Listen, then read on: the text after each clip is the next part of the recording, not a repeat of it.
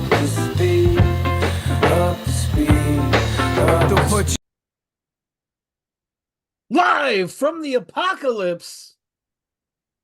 We're already crew. This is State of the Game. Thank you all for being here. I am Dano, and I wince painfully whenever somebody calls me an influencer. I don't know how to stop doing it. I think they know they're fucking with me, but it's okay. I'm gonna get used to it. I am here, every week, and my co-host is like has a handlebar mustache in his soul. K Diggy, thank you for jumping on with me every week, man. Man. Yeah, man. Coming up on episode 200 in April. Damn. It's wild. Yeah, we're getting it done. So big things coming. I'm excited. But this has been, I said, years in the making. I've wanted to talk to this person. And when I got to talk to OG Nick Marsh from Focus Hip Hop, and he logged in and he was kind of nervous, and I was like, we're already crew, because you and me are on these streets repping these artists that no one else is repping. Like there's these people that they're amazing, they're doing great work, and I can't find anybody else talking about them but Kara's Lamb, who's here and who is here now with had the very influential, very important Mixtape Monday column with Okayplayer, and just really helped the culture before that shut down. So thank you very much for bringing with you some amazing albums that we can talk about. I'm fascinated by these albums. I have so many thoughts. So I do too. I have a whole page of notes. oh, so good. So yeah, I wanted to ask you about having Mixtape Monday, because the cool thing about Mixtape Monday is it was not some sort of giant 1,800 word think piece about I was riding a bicycle thinking about my uncle and listening to this album. It was like you being like, here it is. Here's what happened. Here's what you need to know. Boom, boom, boom. And it was every week. And so making those decisions, like who you're going to include, there's a lot of music. You can't include it all, right? Yeah. What was it? What was the pressure of selecting the right group like? How did you maneuver that? How did you adapt to that over time? I think the biggest benefit for me in terms of doing that and sort of just being who I am is that I'm kind of hardwired to just dig for music all the time. I was raised by a vinyl junkie, and I've been digging since I was a little kid, and it started with jazz records. And so the practice of finding and sharing music is like second nature to me. And so it's just happened in different places over the years. I still, as you can see behind me, I have vinyl. Um, I do dig here and there, not as much as I used to, but I'm always, always, always looking for something that speaks to me.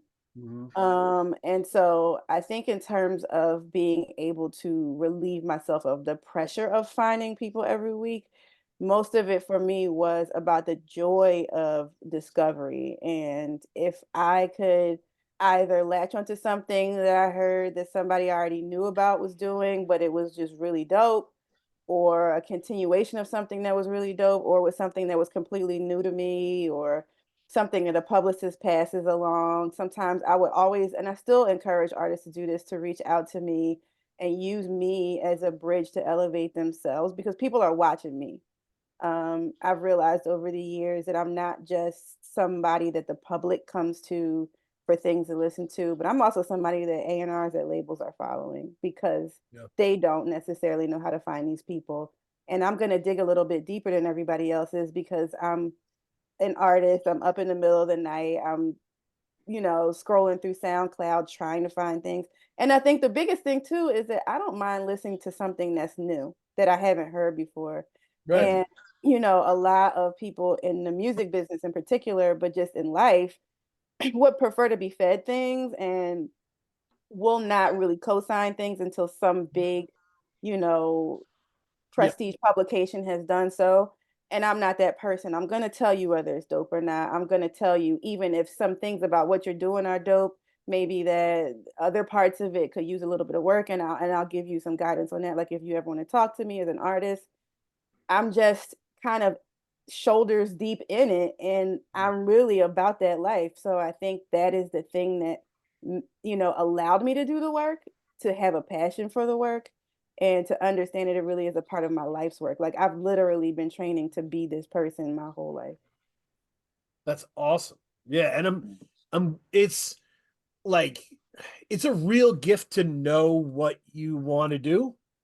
Like there's so many people who like I don't know, I was talking to like I don't know, a relative of my wife's who's a teenager and like in high school, and it was just like I have no idea what I want to do. I'm like, I knew what I wanted to do since I was in kindergarten. Like Yeah. I always wanted to be a writer. Like so, Yeah. you know, having that North Star helped my life be what it is, you know? Yeah. So it seems like you had that as well. And that's a heck of a gift. Yeah, yeah, for sure. And I have to thank, I come from a musical family, and I just really have to thank them for sort of like putting that into my DNA and encouraging that, because I have plenty of friends who are artists and creative people that didn't have families that encouraged that, and mine did, and they didn't stand in my way. They don't always understand, you know, working in entertainment, but they know that I have a gift for certain things, and so they're behind me 100%. Mm. That's awesome. Yeah. Yeah. So how did you start with Okayplayer? Like how did that partnership come about?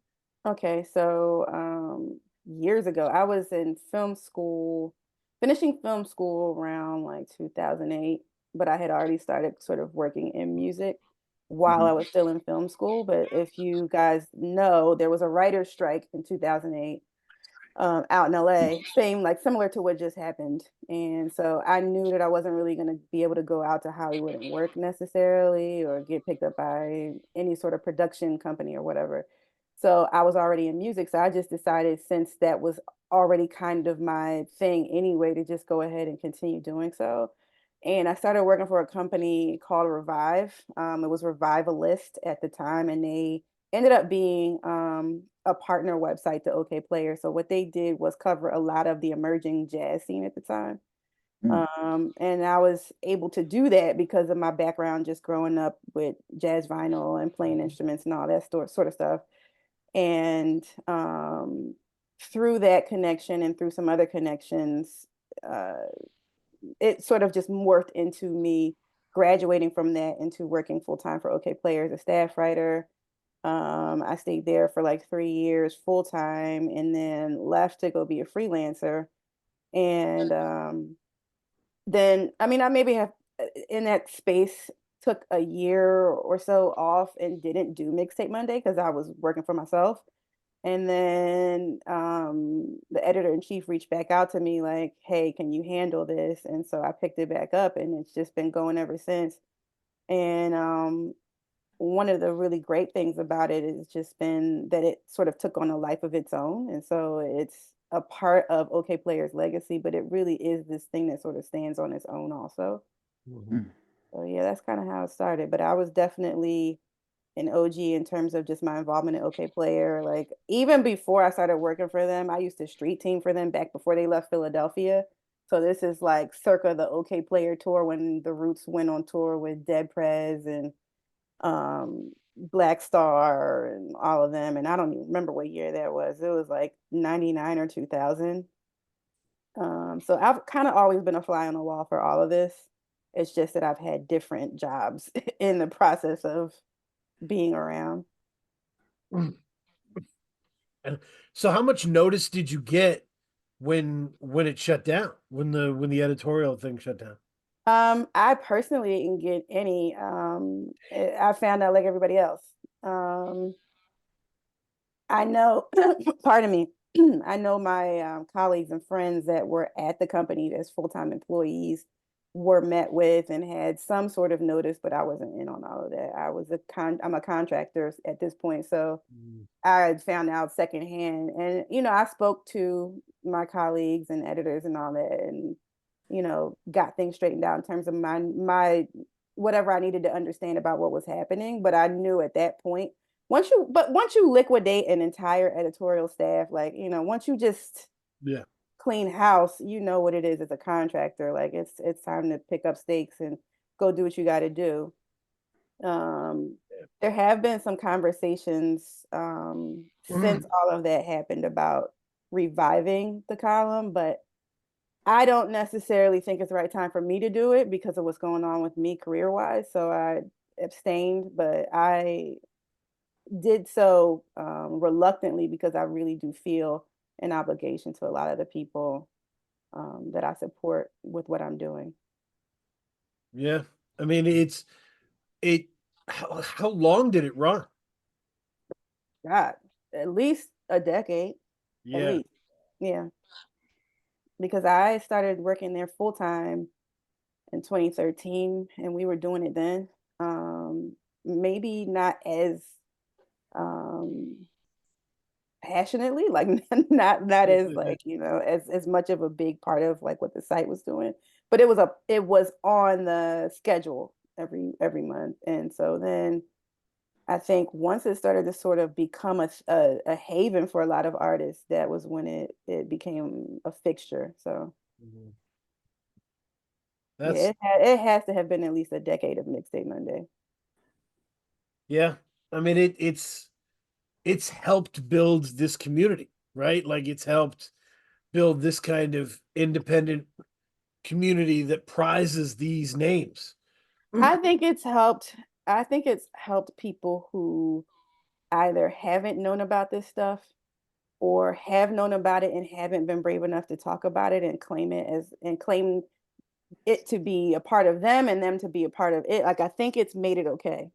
Do you know what I'm saying? I think the community was already there, but I think, a lot of times these niche communities are treated like fringe and treated like sort of disposable things. And until some larger entity can cash out, they don't really get to take pride in who they are and what they do. But I think me beating a drum every week, people like you guys beating a drum all the time, like it's made it so that they can say this is viable no matter what everybody else is talking about, and we can be proud and we can like all show up en masse and be a force to be reckoned with. And they are they've just this year alone, and I don't know if you feel the same way, but the quality of the music has shot through the roof. Oh yeah, through the roof.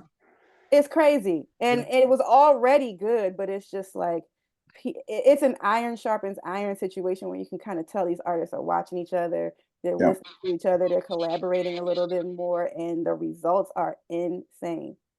Yeah, I mean, and I think I talked to Kay about this.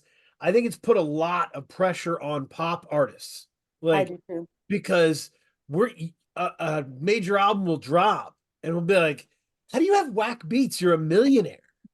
My uncle makes better beats. And so, and there's cover artists that you can get who are online, who are amazing, right? And so you can have a better cover than the pop artist, better beats than the pop artist, better mixing and mastering. Like you can do it all better at a much lower budget, and slowly cultivate and nurture a fan base of people that aren't just your fans, like they really are your community. You know what I'm saying? And I one really great example of that is Ka. So right. Absolutely. We love Ka. I'm here for it. Yeah, no, it's been fantastic to watch. And I think one of the things Mixtape Monday did, because you hit on a very important point, at a basic fundamental level, people are scared to dive into albums without any context, right? I don't know who this person is. I don't even like this cover. Like I've never heard of this person. You know, to press play and actually focus on it can be scary. Yeah. What Mixtape Monday was able to do and was say, don't worry about it. I listen to it and it's good. I'm Yeah. right. But yeah, and you know, first of all, I'm kind of astounded all the time that people trust me that much. But I think it's because I trust my own ear. And I got to thank people for trusting me and taking that trust fall with me. It's a trust fall every week. You know, it's a trust fall to say, all right, she's coming back with like 10, 20 new things. Who the hell are these people? But still being willing to press play. Like to ask somebody to do that, you're asking for time you can never give somebody back. Right. So Right. And I think I remember I was in a lot of discords. I went through a phase where I was asking to be in everybody's Discord. So I'm in everybody's Discord at this how's point. that going for you? It's my wife is not into it because the phone is buzzing constantly. Yeah. But the one of the things I was talking about, we were talking about, you know, other critics out there in the this world, and somebody was like, I don't agree with the albums this person likes. I'm like, that doesn't matter. You know what kind of albums they like. Yeah. You know what kind of music they like. You understand their taste, which makes them valuable, right? If I can't gauge your taste and I don't know what you like or don't like, it's hard to trust your opinion, right? Yeah. Like Yeah. I grew up on like Siskel and Ebert. I'm very old. So I remember being like, when it's a Disney movie, it's over. Ebert loves it. Like that's just what it's gonna be. And like you just knew what they were into or not into, and it helped you steer to what was interesting or not interesting, you know? Yeah. Yeah. Yeah. So sometimes there's a bad review by someone who I know I disagree with, and it makes me want to hear the album more because I'm like, oh, I'm on the other side of that thing. So being able to see the personality in who you're dealing with and being able to understand, oh, this is the taste levels. I think that's part of what helped was you have a real discernible personality to what you like to listen to and like flavor, if that makes sense. Thank you. Thank Yeah. you. I mean, I think the other thing too is I'm not really going to talk to you or suggest anybody to you that I don't believe in. I believe in these artists. I believe in them. You know, sometimes I don't even know about people and a publicist will hit me up cold. And a lot of times with publicity stuff, I may be reluctant to listen to something initially, but they'll say like, "Oh, well, you know, we know you covered so and so in the past, like check this artist out." And so it gives me the context to be able to say, "All right, I'm going to go check them out." And you know, there's just a lot of people that I've really had the pleasure of hearing and just being like, okay, this is it, you know, and it just Yeah. it feels very good to be able to say that you believe in something that somebody else is doing because a lot of times in this life we can't always do that. So Yeah. I mean, Yeah. oftentimes there's too many people wanting the spotlight on them and mhm. not enough people saying that person's the truth. You need to check that person out who can make that confident case. So Yeah, being yeah, in service of someone's vision and watching it go up is amazing. yeah. It's amazing. Yeah, there have been a lot of people that like I've been on to early that have totally just done what I wanted them to do, but it's so wild to see it. Like one of the really good examples I have of that is Mutant Academy and just watching, you know, Anakin and all of them, Flash's Yeah. Clayton, like that whole crew. It's been nuts. It's been really nuts to just watch them sort of take the ball and run with it. You know, Yeah. Sifu, Sadhu Gold. Like there's just so many people in that lane that like, especially the post Odd Future artists, where it was like we probably thought that as far as you know, popular critical reception is concerned, that Odd Future was going to be like the furthest left that you know rap would allow itself to go, and then all of a sudden you just have this whole scene sort of spring up after that, and these folks have been dynamite. So Yeah, yeah. I mean, to be like Concept Jackson, and right, if you go back to some of that old Mutant Academy stuff, it's great. Like yeah, it sounds great today. So, yeah. uh, And I'm excited. I'm excited to hear what Nicholas F is going to come with soon. So oh my yeah, god, my favorite.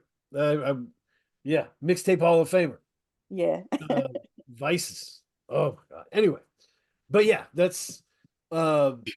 So yeah, do you have any more career questions, Gabe, before we dig in? Yeah, so it's like a two-part question. So my first question was, what was the percentage of artists that so like on a typical week, how many artists or mixtapes would be in your Monday mixtape column? How many would actually make it? Yeah. Mm-hmm. It was usually between 10 and 20. So I try not to go over 20 so as not to bog the editors down with right. just, you know. So how many projects would you have listened to get that 20? Shit. That's a good question. I don't know, because I'm usually listening to stuff all week, and sometimes it's over the course of weeks. Like there are things that I may get, like say if the average artist or somebody sends me something and it's right now it's January. There may be artists that I get in January that I don't get to until like end of February, early March. And that's not always because I want it to be that way. It's just because I have a stack of things that high that I want to prioritize certain things, and then other things I want to get to, but they may not be as pressing. So it's like Right. I'm trying to be fair and give everybody a little bit of like, you know, burn, but it takes time. And so that made it a little bit tough to get through. But numbers wise, like, that's a tough call. I would say the average week I'm listening to at least 50 projects a week. Woo. Wow. Yeah. And so that At least. ties, And some that of them ties into several times. Like I would go back to stuff if I just really wasn't sure. Wow. wow. Yeah. Yeah. So that ties into my second part question. So when you're listening to a project, like what are you looking for? Like what is that it for you? That's like, okay, I've got to put people on to this artist. I mean, I think there's a combination of individuality in terms of the artist or the band, just in terms of their personality and them putting their fingerprint on what they're doing and it feeling unique to me. But I think the other thing too is the production and it sounding like it's ready to go. I've heard projects that are great in terms of the idea that the artist is trying to get across, but it's just not executed well. And so I won't put my time and energy into like giving that some play unless I'm really impressed. You know what I mean? But there have been artists who just have really bad production quality or whatever, or maybe they're rough around the edges, but they're good. And it's, you know, I'll email them back and be like, look, you know, this is great, but you have to do X, Y, and Z, or, you know, punch it up a little bit. But it just, I think it's individuality. I think it's having a unique fingerprint, and then your sound has to just if you can make me sit up or you can make me replay something, that's it. You got me. And you know, a lot of times I'm also used to like digging for samples and stuff, so I can listen to a smooth 5 seconds of a song and determine pretty much at that point whether I want to continue listening or not. Typically with albums, I want to listen to the whole thing because I want to be fair. You know what I'm saying? But at the same time, I can still tell within the first 5 to 10 seconds of a song whether I'm gonna feel like my time is wasted by the end of it or not. That's awesome. No, it's there's definitely been people where you listen and you're like, I'm gonna love this next album. Like this isn't the one, but I think next Yeah. year I'm gonna cover the heck out of this person. Yeah. So, Yeah. yeah. You have to be. And sometimes you see that, right? But it's also it's a privilege to be able to see that kind of evolution for an artist happen in real time. And it, you know, I think the tough part is for me as the person covering the stuff is disappointing an artist who may be at that point, right? Where like I like what you're doing, but it's not totally there yet. But you can come back next year with the thing that you're working on, and I feel like we'll be there, and I'm fully supportive of everything you're doing. Yeah. And sometimes hip hop doesn't really like accept the development mind state. Like it's about like, is this a classic? If it's not a classic, you lose, right? And you're like, no, that's not really how this works. You know, this 19-year-old is gonna evolve and like, you know, but Nas was, dude, not everybody's Nas, relax, you know, like and so you know, you get to watch people develop into really interesting artists and people, and if you can see like this is going to be good in the future, that's a real asset. I Have think, you ever had an artist where they sent you in a project and then you're like, okay, it's not ready, and then you sent them notes back oh yeah, and they've improved? yeah. Because that's interesting. Like we often hear of the relationship of like an artist and a critic, but I've never heard of like the artist and the critic working together to develop the artist, you know? Well, first and foremost, I have done criticism, but I don't really consider myself a critic as much as I consider myself a preservationist and an activist, and I'm sorry, an advocate. Um, my job, I don't really love criticism. I can Mm-hmm. do it. I can do it, and I can be a critical thinker enough to determine whether something really has the it factor or not. But I don't lead with that. I think I lead with understanding, I grew up playing instruments, performing, like doing all that stuff. I understand being an artist first, right? That's my origin story. So for me, it's not necessarily about picking apart what people are doing and coming to them with that. It's more like, oh, I really appreciate what you're doing, but these are the things that you could probably do a little bit better if you want to know. Because some artists don't want to know that. But like if people send me stuff, they want to know what I think. I'll tell them. I'll give artists my number. They can call me, like, and we can have conversations about their music. And I just really want people to understand that, like, nothing I'm saying to you is something that I'm saying to you to be malicious, or to make you feel like this thing that you're doing isn't going to work. I think it's going to work. I just think that there may be something that you haven't tapped into yet or touched on in the right way. And so it's not going to resonate the way you want it to right now. But I think you're very close. It's stuff like that. Yeah. So, I'll never forget the first time. Wait, because you get submissions, yeah. and I wanted to like answer everybody back and be like, sorry, I'm not gonna be able to do it, whatever. Yeah, that's tough.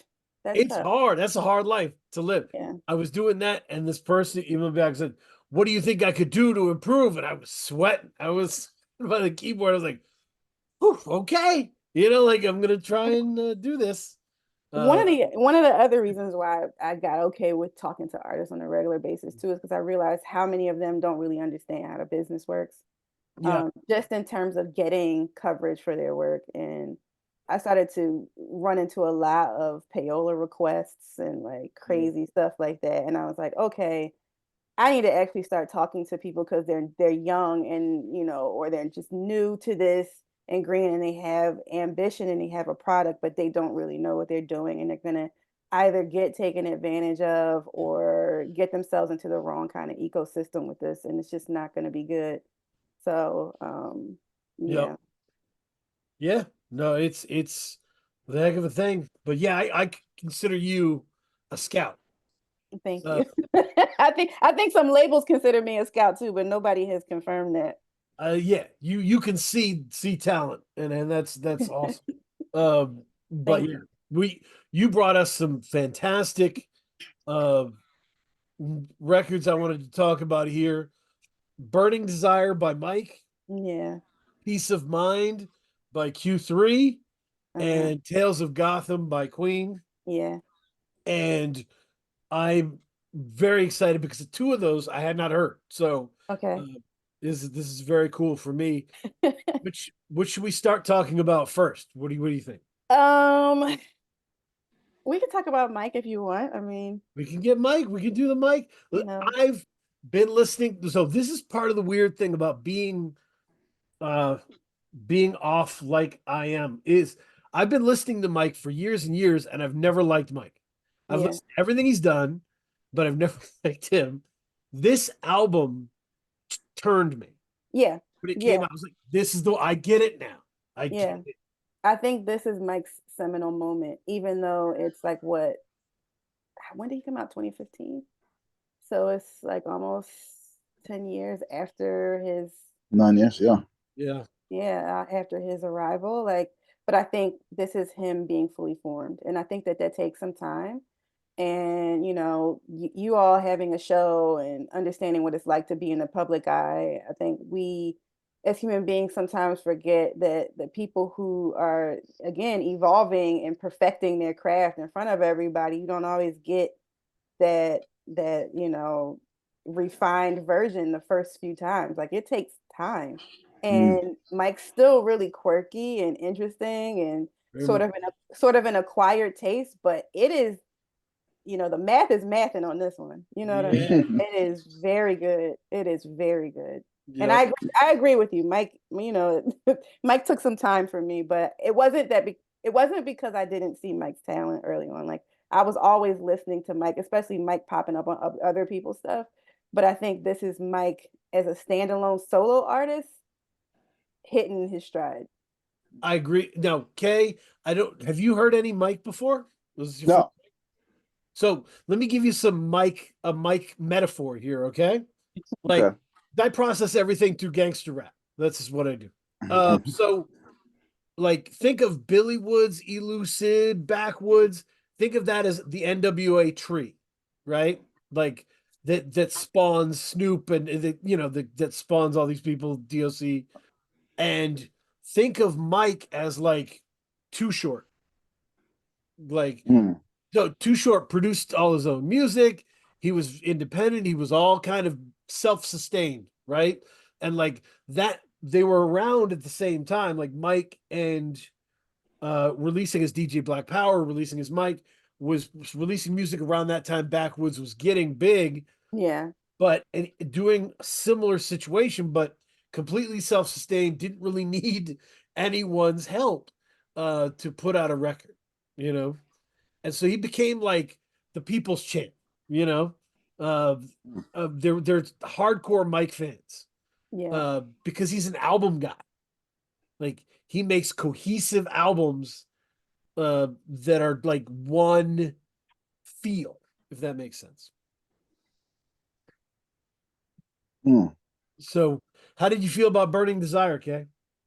I enjoyed it. Oh yeah. I mean, I'm sorry, we're enjoy it. both I thought the guests, like I'm looking at the guest feature, like the guest features were great. And you were like you said, this was my introduction to Mike, but I've heard his name before. Yep. And I thought it was really good, actually. Yeah, I like it more the more I listen to it. I was so surprised, Karas, when Larry June came on. Like I was so surprised. I was just like, because I'm just not used to people from the real world entering the Mikeverse. Yeah. But you know what? Those kinds of Easter eggs are the best thing because it lets you know these people are talking to each other. That community is a lot more symbiotic than people pretend that that it is not. So absolutely. Yeah. I mean, there's 24 tracks, and the Larry June track was 22. Whew. So that was almost like, you could tell that was almost like a reward. Like, okay, you made it this far. Like go ahead and have a little Larry June. Larry June. So and for me, Kara, you probably know Mike better than I do. There seems to be like a divide in the catalog where the early Mike like is very experimental, but it's very raw. Like it's even weirder sounding, right? It's like Warren My Pen comes to mind, right? Where it's like it's really frantic. And from 2021 disco on, everything is so clean and so polished and opulent in a way.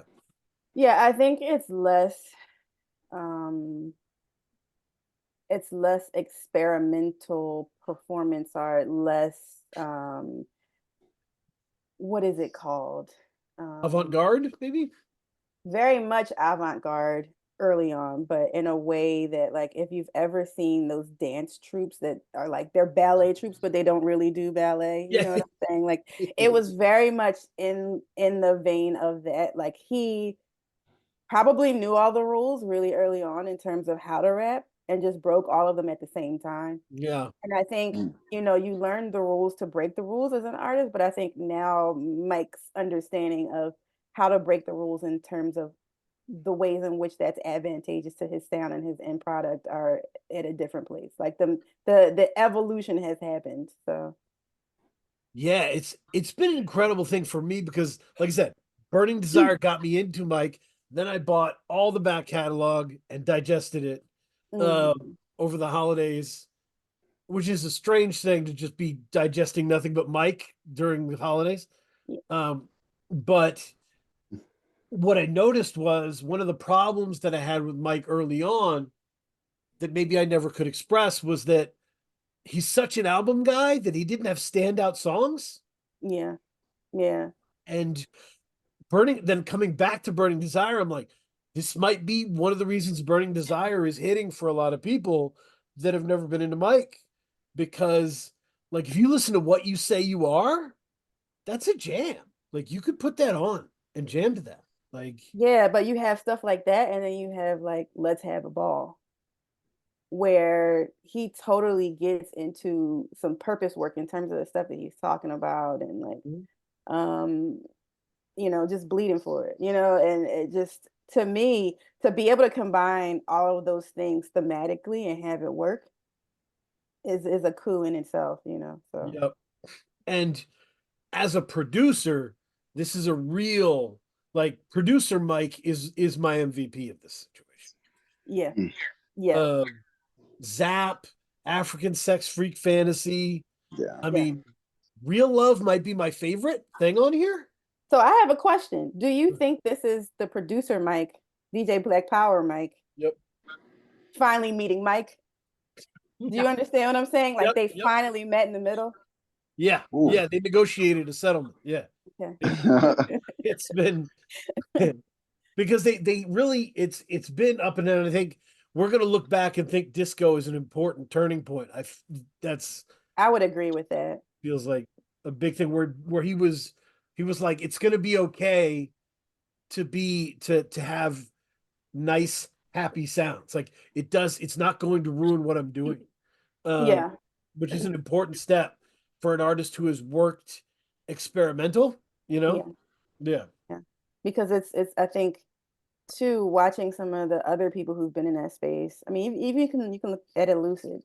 Like, Elucid stuff for a long time was like, this is very Elucid's great, but it's very much an acquired taste. Like, everybody's not going to be an Elucid fan. You could say that about Ka, but I think sometimes people, and not because Ka's so much experimental, but he's very much a product of the world that he's written for himself, right? Yep. And so you can lean more heavily into that, and some people do, and they just, kind of stay more on the art house circuit, and then you can sort of come in and out of that and find a happy medium. Like, there's different ways to handle that, and I think it's interesting to sort of see where artists go on the road. Yeah, I mean, that is, and I think what I really like about Burning Desire is, like, I just get worried when artists leave skills on the table. Right? Yeah. It's totally okay to make this kind of, make the kind of music you can make well. But if you're capable of making a bunch of different kinds of music, it gets tricky because you have to balance. And, like, Mike being able to explore a catchier side at times, or a brighter side, or a funkier side. And not feel like he's betraying any version of himself, No, right. And Mike has most of his career wrapped over his own beats. Like, so there has been a concern, like, because when Faith is a Rock came out, a lot of people were like, that was an album with Mike and Wiki and Alchemist, right? Yeah. And a lot of people came out of that being like, hey, Wiki sounds great. Like, Wiki spits over whatever, right? Like, just no concern. So Mike has to curate a Mike environment to make his own math work. And, like, I would love for, maybe producer Mike to help MC Mike grow into the kind of person who could spit on whatever. That would be cool. But yeah. I think it's coming. That's awesome. But that's like a internal trust fall. That's the thing where you're like, yes. Oh, all right, I gotta go have a talk with myself in the mirror to really pull this one out. Right. Keith, did you have any high points on here? Did you have any? I did take some notes. I really liked the beginning. Particularly the sorry, let me get it up. Like the first half run, like you said, from Zap, African Sex Freak Fantasy. Yep. Interesting name. Sex Snake Charm, and then Please Don't Cut My Wings. Yep. Yep. I thought it was because it's such a. I mean, it's 22 tracks, and the tracks aren't like very long per se, but I like that he got you engaged from the beginning to make you want to keep on, because I think like a lot of the attention spans of artists of listeners is gotten shorter. So you listeners aren't used to listening for over, like if it's not catching you within 5 minutes, you're like changing it. Yeah. Yeah, and this does legitimately feel like 3 albums. There are some major release albums. What was Leor Cohen's label was doing that, where they were releasing albums that were like 400 tracks just to get streaming up. And it was weird, Fetty Wap and all that. But like those are just kind of data dumps. This legitimately feels like 3 albums. Cool. And there's a point where like Muscle Beach kicks in and I'm like, am I still listening to this? Like, is this a different album? It's like track 18. Like you're traveling like video game levels. Yes, yeah, you really are. It is, as you say, Keith, hopelessly long. It's just that if you've listened to Mike, that is understood. It's an understood part of the situation. What is Mike's shortest album? Yeah, I don't know. It's not very short. I'm willing to bet. But Mike is somebody who does short songs certainly and mixes those in. But it's always a lot of heavy lifting, and there's always some really interesting personal lyrics in there. It took me a long time to get over the delivery that Mike has. Yeah. But he's playing with it more than he ever has, which is cool. Yeah. Yeah. So I do think it is easy to miss sometimes what the impact of what Mike is saying. But then other times you catch it and you're like, holy shit. And then you run it back and you're like, all right, let me clue in a little bit. It's like Mike's stuff is not background music. Like you really do have to sit down and give yourself to it, which I think, that's a heavy ask of listeners at this point, but it's also appropriate because I think people really don't, listening is an act of love, people say, but like I don't think that enough people really know how to do that with music anymore, or it's not, the thing anymore. So when you have artists like this that really force you to learn how to listen, it's probably, even if you don't like it in the end, like it's a cool thing that he's doing that. Mike deserves all credit as part of that revolution of underground hip hop artists that made it cool to listen hard to the lyrics. Yeah. Like there's all these Twitter accounts that are like, posting lyrics, when albums come out now, and like it's cool now, but it wasn't cool when Mike was starting out. Yeah. Yeah, I'll do that. I would. Keith, which do you want to? What is the next album you want to discuss? Let's go with Tales of Gotham. Tales of Gotham.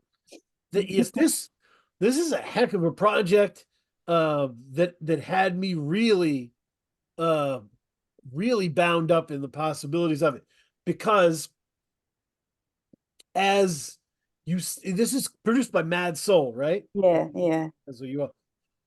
This is not one of those albums that is impenetrably avant-garde. Yeah. You could put on The Function or Gouda for somebody who's been out of listening to hip hop for a while, and they'd be like, this is good. Like, yeah, it's discernibly good. Yeah. I think it's very solid, and I think that it feels like an introduction that's gonna make way. Like it's not a really big budget conceptual art piece in the sense of like, what a lot of other people have been doing, or even low budget for that matter, but it's an introduction to Queen's storytelling ability. Right. It's so tight. And it's just like, if you don't like anything else about this album, you're going to resonate with the production and you're going to resonate with the storytelling and the fact that this is literally cinematically done. And it's so good in that respect. And I think also such a showcase of Queen's versatility as an artist that it's just like, I can't wait to hear what's coming after this. Absolutely. Absolutely. And how did you come across Kueen? Poking around on the internet, just digging through rap and like, you know, stumble across her stuff. I don't even remember like what site I was on, but I found her and I was like, oh, let me, you know what the thing for me too is I am always concerned with finding female rappers because I don't find them as much as I would like to. Right. So when I find them, I try to make it a point to listen to them. And her like immediately out the gate was like, I was like, oh, okay, I need to like stick with this artist and followed her and all of that. And so we actually had a conversation briefly the other day. She emailed me after Yep. I you bought the hit her album up, and she Daniel. pinged me as well. Yeah, Yeah. she pinged me after she pinged you and she's like, yeah, like thanks for recommending my stuff. And I was like, wait, what? Like, so you know, but like we're gonna talk about your music and she's like, you know, no, but like I don't know anything that's going on, but I just wanted to like say thank you. And I'm like, listen, you're thank you, you're doing it. You know, I don't do anything I do without these artists. So no, it's I was absolutely fascinated by this, but I felt like something was a little askew. Like, and I was like, what is it? Because I love these beats. She's incredible with the hooks. I think she's great with hooks. And I think she's legitimately fun to listen to rap. What is going on that I was like, you know what it is? I wish Gang PTP had mastered and mixed this. That's a good point. That's a good point. And you can hear it in the opening intro and in the interludes. Yeah. You hear the city. Yeah. Right? You can hear the subway cars and the people yelling in the background. And I was like, I love that. But then we go to the songs and they feel a little too clean. Yeah. Yeah. Yeah. And it's like it's tough because you understand what the artist is going for in terms of the total package, and you understand that this is a very day in the life type of project. But when you have to like it's like a jump cut. If jump cuts could happen on music, you know what I mean? It's like you have that thing that just sort of drops you off a cliff a little bit every time it happens, and it's just because there's just it needs a little bit of refinement, but yeah, I agree. I agree with you on that one. Yeah. And it was interesting, and there was so much cool stuff because there's a very warm neo soul feel to a lot of the songs, but there's definitely the "I will shoot you" situation happening right in this. Which is also interesting. Like you remember the interlude with like the "oh no, you still got the gun on you," like I'm gonna be there. Like this is still it's a very interesting layered person, and I was like, man, I just wish it. There's levels to developing the thematic nature of your projects, right? And like I'm excited when all those loose ends come together and this goes to the next level. Yeah, me too. I think that's the thing that really stood out to me the most is how much potential there is here with this particular artist. And I was here for it from the beginning. And I want to see all of those things just continue to be, push up a little bit a notch, for subsequent projects. I'm excited hopefully to see Kueen continue to work with Mad Soul as a dedicated producer because that's only going to make things better. And I think Mad Soul sound is interesting because there's a touch to the production that sort of combines like the ideals of boom bap with these more melodic and enveloping themes that sort of call out to Maybach music. Like it's something where like you can tell there's this really expansive sort of aesthetic happening. And that's an interesting combination. I want to see the growth of that. Like the two of them together, I just want to see continue to work. I don't know if that's a thing that they want to do, but I would love to see it. Yeah. Do you agree, Keith, that this is something that you could play for people who weren't initiated into this world and they would be cool with it? Or Absolutely. I think it's a good introduction. Like you said, there are some flaws to it. There are things that I wouldn't even call it flaws. There are things that need to be perfected and improved upon. But I think it's a good introduction for sure. Yeah. Yeah. I mean, is it I consider it an EP. I think Kueen might consider it an album, but I and if you consider it an EP, it does exactly what I wanted an EP to do. Yeah. Right? An EP is almost like a variety show. Yeah. Like a variety show doesn't have to be great 100% of the time. It just needs Mm-mm. one great sketch Yeah. that sticks in your head. That's what an EP from someone you don't know just needs one great song, and you're off to the races. Like, ooh, okay, I It's got just to keep you this in just mind. you need a point of accessibility, and I think if Queen at the end of the day has made something that's allowed you to take a bite of the apple and say, okay, I will come back and buy a few more of these next week. That's all you want. That's all you want. And I think that happened here. I think it's a bit of a data dump at times in terms of like you meeting the artist, but then also meeting characters at the same time. You know what I mean? But um, again, this is a huge step in a really positive direction. And it just like we also don't really get enough people that are gonna sing anymore. Like, you get the Drake sort of singing, but you don't get people that can really sing. Queen can sing, you know what I mean? Right, Like, right, that's right. another thing. And people always lament that that doesn't happen in rap more often since the height of Lauryn Hill. But you do have artists that are doing it, and I think this particular artist being willing to do that on a project like this and put themselves out there is great. Mm-hmm. Yeah, I think we get a lot of clunky singing where Yeah. you get people that like really can't sing, and then they're like, all right, I'm gonna sing this time, and it's like doesn't match the rest of the song. Whereas like this really is a natural flow. Yeah. Like, and there's just a lot of really interesting songs on here. Gasoline is really Yeah. good. Yeah, as I said, The Function, Gouda, all this stuff is really cool. Sometimes the songs don't necessarily connect to one another Hmm. in a way that really feels like the episode 1, 2, 3. But individually, those songs are really good. And if you have that many really good songs, you have to be excited for it coming together and growing. The body of work, yeah. And then also like just excited for the potential of the narrative going forward. Like if Queen really wants to lean into doing more projects in that vein, like the bones are there. You just have to get the story tighter, but you got a show on your hands. You know what I mean? Yeah, Mm-hmm. you've got skills on the floor. You've got Yeah. skills and abilities and confidence. Right. Confidence like has a flow that I want to keep listening to. You know, Yeah. Yeah. that's really dope. And yeah, I'm excited to see how that turns out with levels moving forward. The now QThree. This is interesting.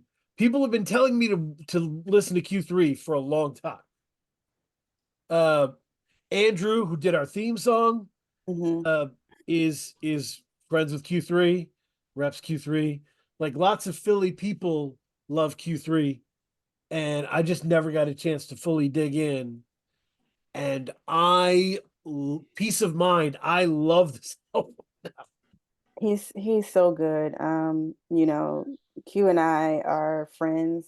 I consider us to be pretty close, but even if you take the friendship away from it, before Q and I became friends, I was trying to get Q a record deal, like a label deal or something. Like I just have believed in who he is and what he does forever.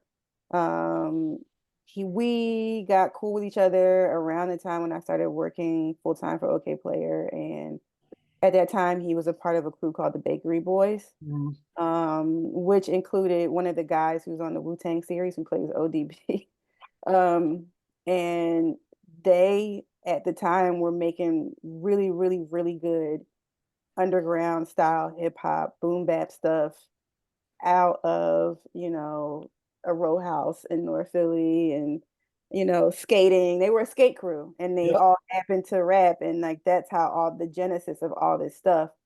But Q, I mean, is fully self-contained, does his own artwork, does his own production. He raps, um, you know, runs a label, puts out like he's a real top to bottom package, but he's also just really fucking good. Yes. And like me and him could be friends, and I would tell him if he wasn't good. Like he's really fucking good, and it has bothered me for quite a long time that like I feel like you ever see Charlie Brown when like Lucy gets fed up and just starts Yep. screaming? I feel like that about Q. Like I feel every once in a while I'm kind of just like, okay, everybody like listen to Q stuff, and people kind of do it and they kind of don't, and I'm just like, dude, this guy is it. He's it. He's it, period. And if you look at the people that are around him, the people he's adjacent to, it's really obvious. It's just that nobody has come out and really, for real, like put a stamp on him. But he is the real fucking deal. No, but you brought up a great point that I think is something that people need to understand when you talk about like music journalists being biased or having friends with these artists. A lot of times you're just repping good music. The person's happy that you rep them, and when you talk, you're like-minded. Like, yeah, I mean, look, the friendship is kind of incidental, like us being friends, we have mutual friends. You know what I mean? So yep. that friendship came about that way, and the advocacy happened first. He came to me as an artist looking for coverage, and his stuff really resonated with me, and I became a big voice for him after that because I just felt like it just didn't make any sense to me that he didn't get and his crew didn't get more attention because it's not just him. It was Mark Ryan, Ace, um, Adams, who's on the Wu-Tang series as ODB, and a bunch of other guys who were sort of tangential to them, but still members of their general crew. Like all of them were really good. And this was like 10, 12 years ago. They were really good. And they still are. Yeah, this is an album with a lot of subtlety, Keith. Yeah. Like it's what I was noticing as I re-listened to it, because by the way, I love these Buddha Monk beats. I was gonna say too, we need to talk about Buddha Monk. Buddha Monk's beats, the source, like the hi-hats on the source are crazy. Like the drums and the bass is just such like it's an infinitely dark album. Like in terms of it doesn't feel like they're going for a dark aesthetic. It feels like you fell down a hole. Yeah. Like, that's a different level of darkness. You know what? It's like early Ka. You know, like before like the Knight's Gambit. yeah, early Ka, where it was like, ooh, like this is and so he's that patient with it. But what I noticed about the tone shift, right? You go Goose Fraba, right? The early part of this album, he sounds angry. Yeah. He's very angry, and he has the right people with it. 96 supervillain, doofus, right? I mean, it's perfect. Yeah.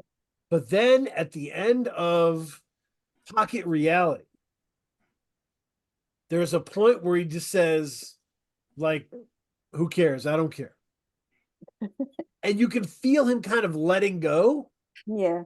And the rest of the album is significantly more upbeat. Peace of Mind comes in, the title track, Self-Control, Do More, right? Yeah. Like it shifts and becomes about what you can do when you are focused properly. Mm-hmm. It's an incredibly intelligent album in that way. Mm-hmm. Yeah. You're right, and that shift is it's subtle, but I agree with you. You're right on that point. I didn't consciously notice it, but I did notice like the tones of the first half and the second half were different. I knew it shifted, but the more I listened to it, I was like, that's the moment. There's like it's like exact moment when it shifts. It's like it's so purposeful. I have to ask him this because I never have, but I wonder because I know a lot of his music lately, especially he's shifted in life from depression and self-medication to sobriety, and I find that shift to be evident in this album. but I don't know that he did that on purpose. I have to ask him. I don't really know if he did it on purpose, but I think that really sits in this shift that you're talking about. I think that's what's happening. It's like a literal, musical expression of that. Yeah. And that first half that we talk about, it really does exist within this like I see everything and I think about everything. Yes. So I fucking hate it here. Like it's awful. Like so because I'm just seeing all this bullshit, I'm like he's like processing it and it hurts. Like when you care about the world and you're very intelligent, it hurts to see like that. And when he does the I don't care and he just lets the weight off of himself, and allows himself to breathe, and then he gets to the do more mentality, and it's really an incredible shift. Yeah. Listen, I have a question for Kara. Sure. So knowing that you know Mike personally, do you think this album was a good reflection of where he's at? Oh yeah, I know Q, and I would say so. Yeah. I think. Oh, not he talks. He talks at one point about makes him want to dip for the East. Let me dip before I lose my mind, or something like that. And I think there's a level of escapism that he's referring to, but it's different than. I think this is a project where instead of finding respite sort of at the business end of a blunt or at the bottom of a bottle, he finds it in, artistic growth, and then actually taking that art that he's made through this growing process and going somewhere with it to give it literally on the other side of the world. And he actually did tour this project with Buddha Monk in Japan, so they did go east. Like it's just, I think a lot of what he's saying on some level is, allusion to what's actually going on. Wow, already dropped a new album, Life Be Lifin'. Yeah. I haven't even heard he's super prolific. He's super prolific. I haven't even heard that. But I do think this project for him, and I think just for everybody, taps into like the therapeutic value of the art form. Like I don't think we talk about that enough with rap, and I think that it's been that for most rappers, but I don't think that people talk about it in that way. I think he's doing that with this, and he leads with that unabashedly at this point, and isn't afraid to say that doing this shit is what keeps him vital. So I think that's kind of what we get toward that turn in tone, and then the shift for the rest of the project. I think that's what's happening. Yeah, and he's so aware of everything and intelligent and breaking things down that his anger hits harder than like, Griselda anger. You know what I mean? Yeah. It's harder because it's like it's to the core. Like it's, so the mood shifts really hit. But being this good lyrically, because by the way, this is a rock solid project. There really isn't a bad song on it, right? Yeah. He's really good at what he does. The songs are fun to listen to, but if you listen beyond it, you can feel the change of texture. You can feel the mood and how it relates to the content. And that's just really special. It's almost the other side of what we want Kueen to get to. Yeah. It's like very much so. Yeah. And I would say he and Mike are both in that space at this point in our conversation. Yeah. Yeah. Yeah. When you've been at it long enough to just know how much preparation you have to do and how much you have to trust yourself and go with it, and how it all, yeah. All the time you've been doing it. And I gotta give Q some props too, just for, in Philly we have so much slang that it's like a second language. If you listen to two Philadelphians talk to one another, and I got to give him a lot of credit for taking that and weaving that into the music, kind of in the same way. Like I hear him using our slang the way that Makami uses Haitian Creole, and I think that shit is beautiful. That's like, not everybody can get away with doing it beyond just saying John. You know what I'm saying? And I think he does it. I don't even really speak Philly slang like that at all unless I'm like around people from home. Oh, but he does it in a way that makes me want to kind of do it more often. So like as a selfish note, like I just want to say that I was like really impressed by that here. Keith, you have to promise me that you'll never let me say John again, because I say I'll it. try. I I'll say try it to like hold you to that. yawn. I say yawn, and it's embarrassing. I'm It's all terrible. good. So, Yeah. You just gotta It's the context. you gotta put a little bit more roundness on your egg, but that's it. You got it. I'm gonna okay. I'm gonna just leave it as one of those words I can't pull up. But it's but no, I was so struck by how composed the album is, I think. Like the patience of it, like the I'm gonna walk this from step one all the way to step 300, and I'm never gonna miss a beat, uh, because this is what I do. Like, It literally for yeah, him, it's literally that. Yeah. yeah. It's so I'm fascinated by it, and I got to dig into more uh, Q3 Mhm. and understand it. What would somebody who is excited about Q3 because of this project, what is the history they would have to do to kind of catch up on the development? Okay, so go to Bandcamp and look up baked recordings. Baked as in like baked cookies. And just start with the Bakery Boys album and go from there. Beautiful. If they have an album called The Package, start with The Package and then just go forward. There's tapes that he does under Eardrum, which is his producer moniker. Yep. Um, there's tapes that he does as Q3. He's done some stuff like collaborative stuff. He's done a bunch of collaborative stuff. He's got some stuff with Navy Blue, some stuff with Matt, who used to be OG Matt Ford, who's from Philly. Matt is another one. Matt is really, really fucking special as an artist, and another one who has a lot of angst and like, if I could say anything about Philly rap in terms of the underground scene, there's very much I could make a parallel to the 90s grunge scene in Seattle. I think that there's an angst and an anger there and a sort of hard scrabble thing happening where like artists aren't afraid to sort of be vulnerable in that way of like, yeah, I'm not all right, but I'm going to talk about it, you know, and I'm going to do it over some really dope production, and they're working together to do it, which is also really interesting because I don't think that there was as much camaraderie before as I'm starting to see now. Philly has always been sort of like every man for himself. So Mhm. yeah, Q, just go through his whole catalog. He's really a lot of people, you know, in underground and, you know, mainstream music are touted to be the one. Q is for real the one. Period. I'm not even exaggerating, like he really is. I gotta check it. Yeah, this is Oh yeah. that's what people don't understand, is that there's like amazing talents all over the place, that are just not yeah, they're they may not be your big name, but they're big, they should be big names. Yeah, Mhm. but I think even before we get to the big name ecosystem, I think they should be worthy of attention.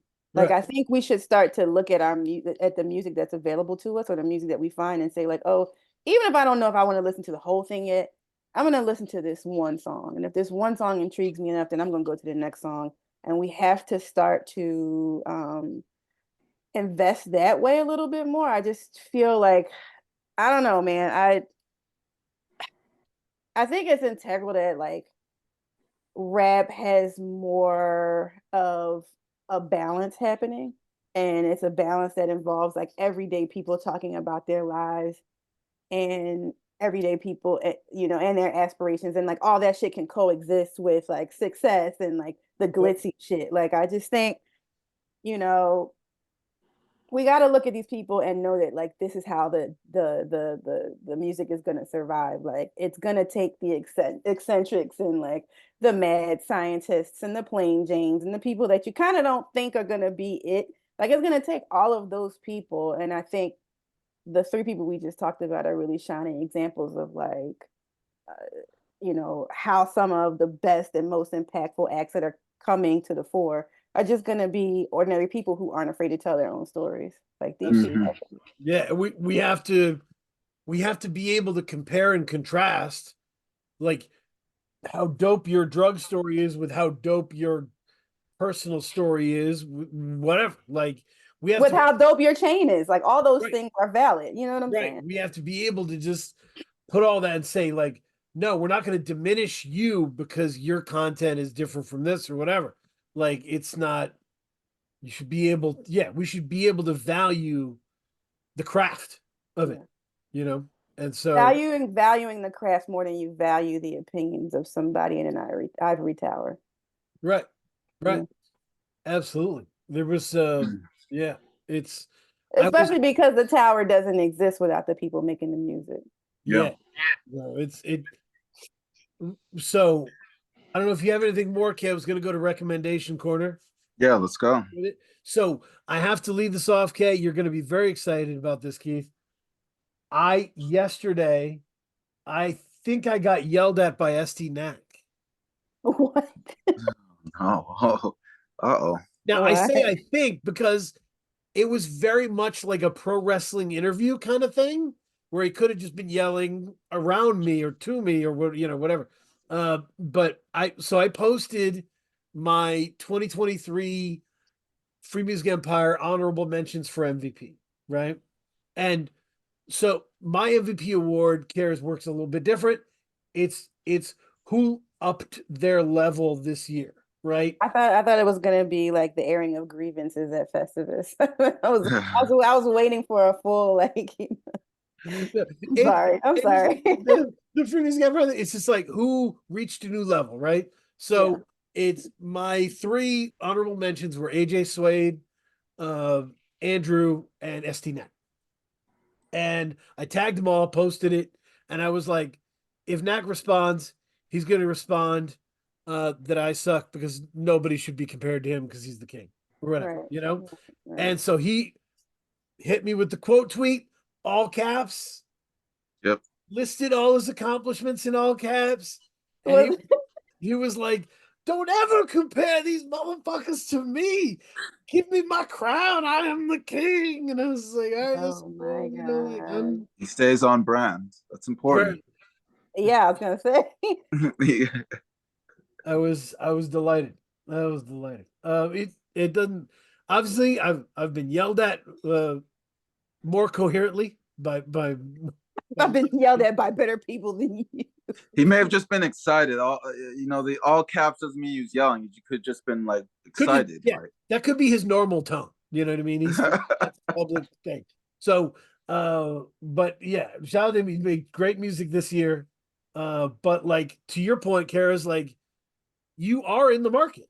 So you are compared to other people in the market. So Whether you want to be or not. if you want to wear the crown, you're going to have to compete with these people. Like, they are in the conversation with you. So I don't feel bad. But it was great. So fun. Anyway, um I want to go. I'll give you so Keith, I made a list, a Google Doc of am calling it a blind spot repair. Albums I never engaged with before, that just were important, but I never had the chance to listen to. And I am picking one each week and kind of listening to it all week. Not just one listen, but listen to it all week to try These and are albums that have been previously released that you just didn't give attention. these are old albums. And so the one I did the week is In Search of Stoney Jackson by Strong Arm Steady and Madlib. And I was a mixtape guy. This was the mixtape thing. Strong Arm Steady were big around that time.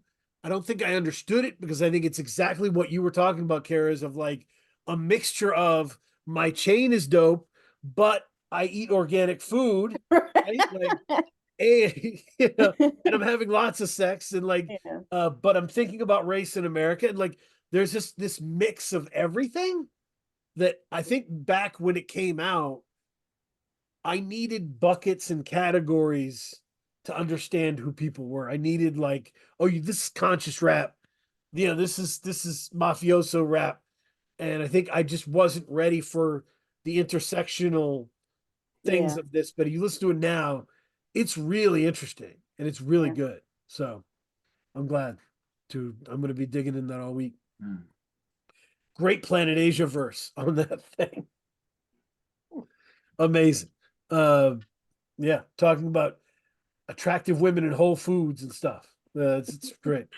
Um, shout out to him. Planet Asia makes Planet Asia's been around for a long time, making some statements, man.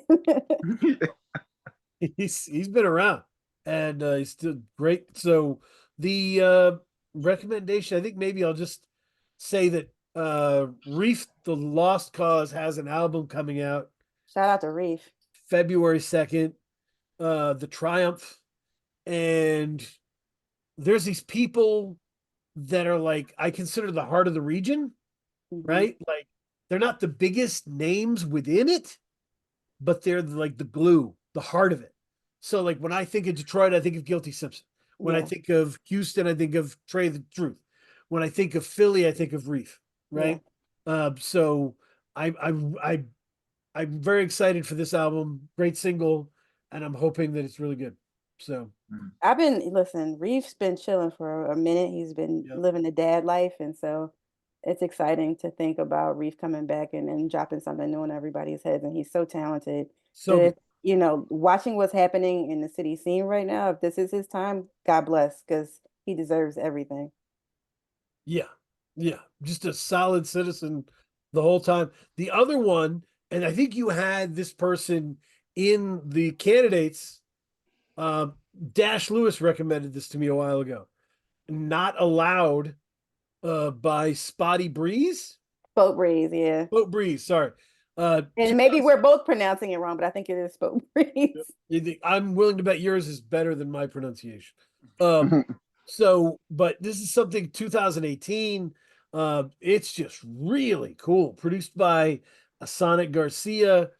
Really interesting, challenging album with a lot of just crazy sounds and really fun journey. There is some interesting political leanings on there, fake woke and stuff like that. There's some interesting complaints there, but yeah, dope album. So that's my recommendation. I'm like, if Spoke continues to move forward with things, and he doesn't drop that often, but if he's continuing to put stuff out in the next year and some change, I'm really curious to see where he goes. I found out about him from a friend of mine who's in the Bay, who's a producer, and he's like, yo, you got to hear my friend. Again, people just passing folks on, which is what we love to do. Love it. And I was really impressed by what I heard, even though I was late to it. I was like, oh, okay.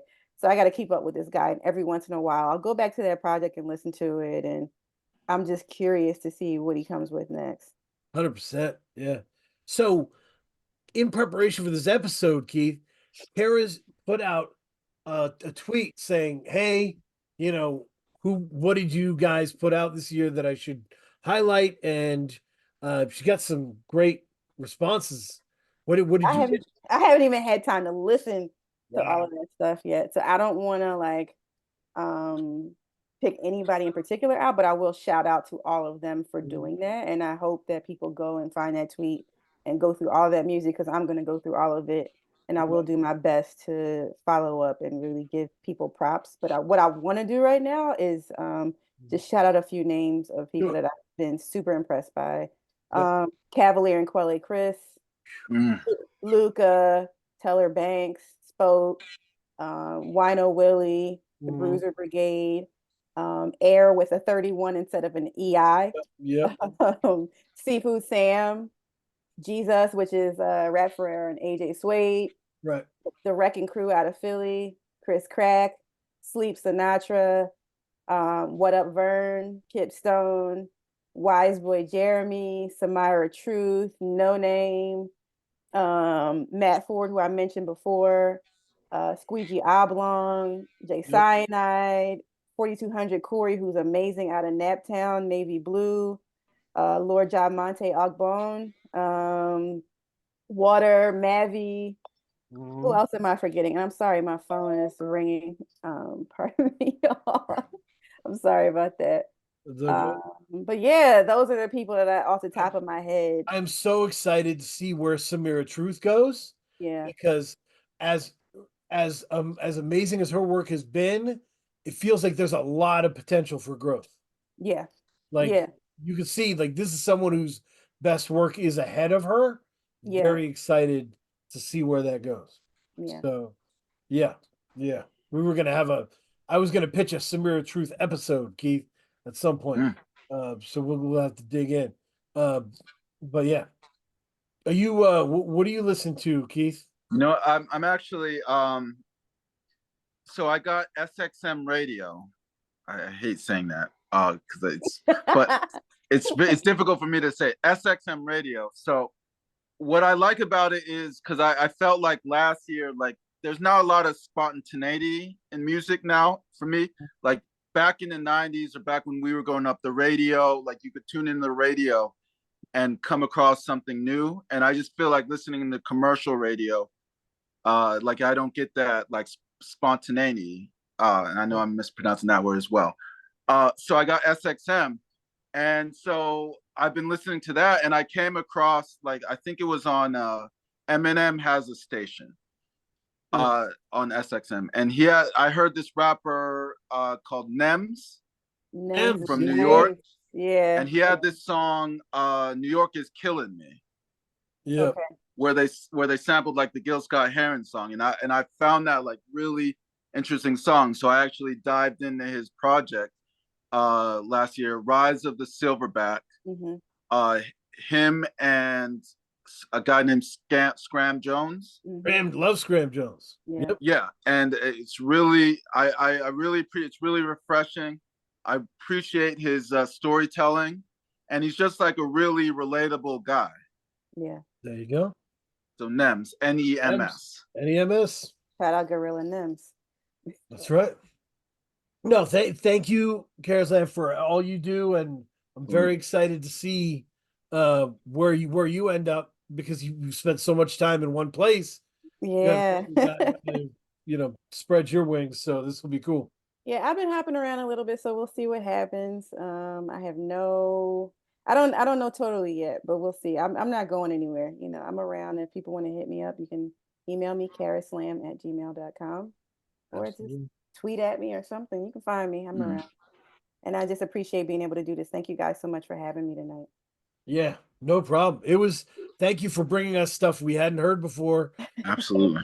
And really getting us, I'm excited to dig into all this various QThree. Some of it is name your own price on Bandcamp. So look, some of it you can probably find on SoundCloud though. Yeah. So check out SoundCloud too. That's true. Because I know Bandcamp's in a weird place right now. I'm sorry, everybody. It is. It is in a weird place. Shout out to I got Doof sent me the next project that he's doing with NCL Tim. Okay. Of the rough draft of it, and it's awesome. I am a big NCL Tim fan, so when that comes out, definitely cop it. They do thorough work. Y'all got to keep putting me on and stuff. Sometimes I might be a little bit under a rock, so let me know what you're coming across because I want to hear things. Oh, and I don't know if you've followed. Teller Banks says he has 10 projects ready. Teller Banks is a wild person on the internet. I've been following Teller Banks on Twitter, and Teller Banks has some interesting tweets. But I really, really love Teller Banks' music, so I'm going to continue to follow along. I want to see what happens. 10 albums, bring them. You know what I'm saying? I hope they're all good. I'm ready. Okay. But thank you all, and definitely stay tuned. Jump in to the Patreon. I appreciate everyone listening in the free space as well.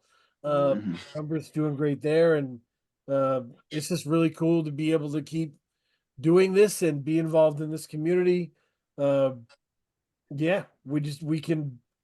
We can actually make a difference if we look out for each other with this good music and control our own narrative. So, yeah, and are just not afraid to use our voices. We all have a voice. We can all use it. And I want to, just say all these artists, whether you're like popping right now or not, keep doing what you're doing. It allows us to do this work. So yeah, definitely.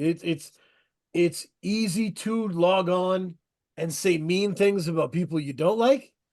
But if you take that energy and do more and highlight people you do like, that's a better gig. you know.